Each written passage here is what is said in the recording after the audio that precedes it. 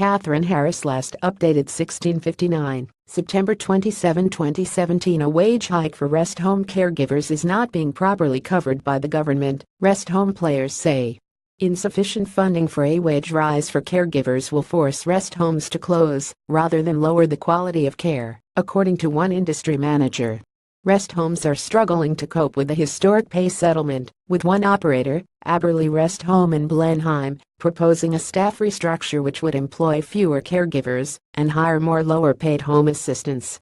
In a letter to staff, the home said it was concerned for its financial viability.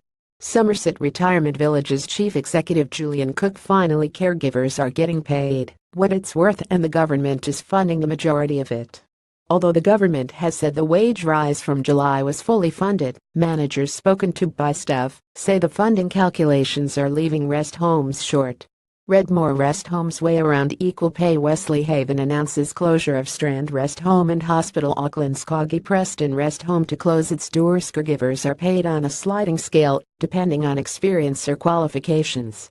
Coggy Preston Rest Home in Auckland shut in August, citing finances.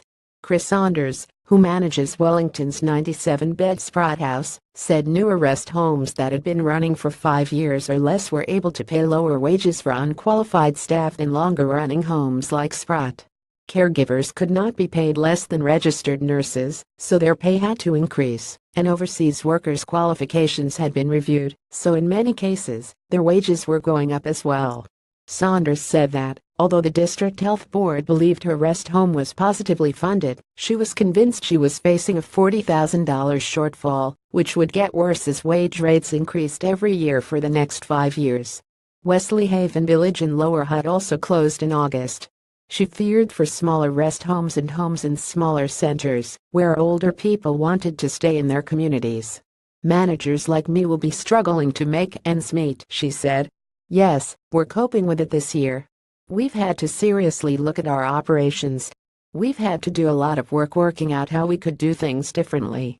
We will probably in the future employ more part-time staff. But what happens next year and the year after and the year after? She believed struggling rest homes would opt to close rather than drop their standards.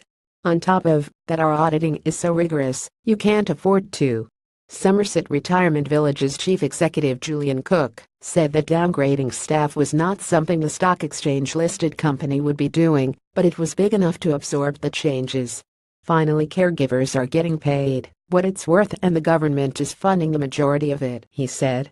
But he was a bit disappointed by the rush in which things were done towards the end, which has meant quite possibly not as much funding has flowed through to the sector than it should have. No operators making money out of this. From July, caregivers' wages rose from about $16 an hour to between $19 and $23.50. The wage increase is wrapped up in general funding, based on an average number of hours per resident.